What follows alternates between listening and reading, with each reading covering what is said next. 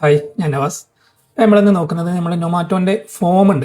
ആ ഫോം നമുക്ക് എന്തൊക്കെ ആവശ്യത്തിന് ഉപയോഗിക്കാം, ആർക്കൊക്കെ ഉപയോഗിക്കാം, അതിലെന്തൊക്കെ കാര്യങ്ങളുണ്ട്, എന്തൊക്കെയാണ് അതിൻ്റെ ബെനിഫിറ്റ് എന്നൊക്കെയുള്ള കാര്യങ്ങളാണ് നമ്മൾ ഇന്ന് നോക്കുന്നത്. ഓക്കെ, അപ്പോൾ നമുക്ക് നൊമാറ്റോൻ്റെ ഫോം എന്തൊക്കെ ആവശ്യത്തിന് ഉപയോഗിക്കാം എന്നുള്ളത് നോക്കാം.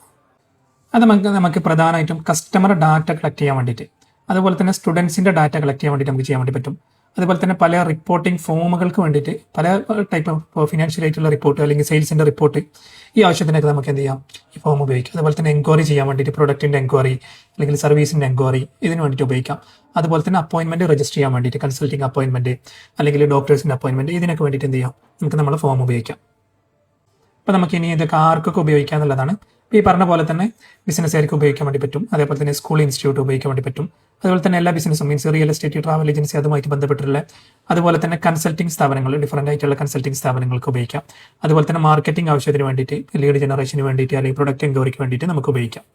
ഓക്കെ, അപ്പോൾ ഇനി ഫോമിൽ നമ്മൾ എന്തൊക്കെ കാര്യങ്ങൾ ഉൾപ്പെട്ടിട്ടുണ്ട് എന്നാണ് നമ്മൾ നോക്കുന്നത്.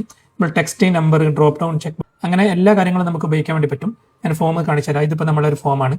അപ്പോൾ ഇതിൽ നമ്മൾ പേരുണ്ട്, അതുപോലെ തന്നെ മെയിൽ ഐ ഡി ഉണ്ട്, പിന്നെ ഫോൺ നമ്പർ ഉണ്ട്, ബിസിനസ് നെയിം ഉണ്ട്, സിറ്റി ഉണ്ട്.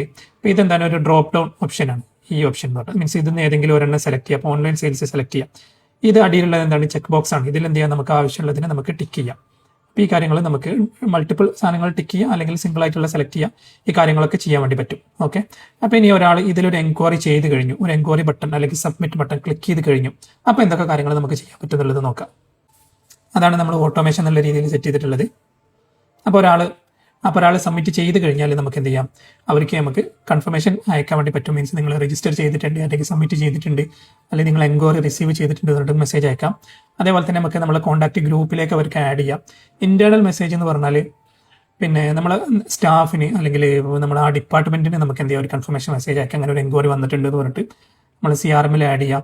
ഈ ഒരു കോൺടാക്ട് നമുക്ക് സ്റ്റാഫിന് അസൈൻ ചെയ്യാം, ടാഗുകൾ ആഡ് ചെയ്യാം. അതുപോലെ തന്നെ ഗൂഗിൾ ഷീറ്റിലേക്ക് എന്ത് ചെയ്യാം, നമുക്ക് ഈ വരുന്ന ഡാറ്റകൾ നമുക്ക് അതിൽ കൊണ്ടുപോകാൻ വേണ്ടി പറ്റും. അപ്പോൾ ഇതൊരു കസ്റ്റമർ ആണെങ്കിൽ എന്ത് ചെയ്യാം, നമുക്ക് റെഗുലർ ആയിട്ട് ഫോളോ അപ്പും കാര്യങ്ങളൊക്കെ ചെയ്യണമെങ്കിൽ നമുക്ക് എന്ത് ചെയ്യാം, അവരെ ടൈം ടു ടൈം നമ്മൾ സെറ്റ് ചെയ്ത് വെച്ചിട്ട് നമുക്ക് അവരെ ഫോളോ അപ്പും കാര്യങ്ങളൊക്കെ ചെയ്യാൻ വേണ്ടി പറ്റും. ഓക്കെ, അപ്പോൾ ഇതിനെക്കുറിച്ച് നിങ്ങൾക്ക് കൂടുതലായിട്ട് നമ്മൾ സോഫ്റ്റ്വെയറിൽ എങ്ങനെയാണ് വർക്ക് ചെയ്യേണ്ടതെന്ന് അറിയുകയാണെങ്കിൽ നിങ്ങൾ എന്ന് ടൈപ്പ് ചെയ്യാം. Okay, thank you.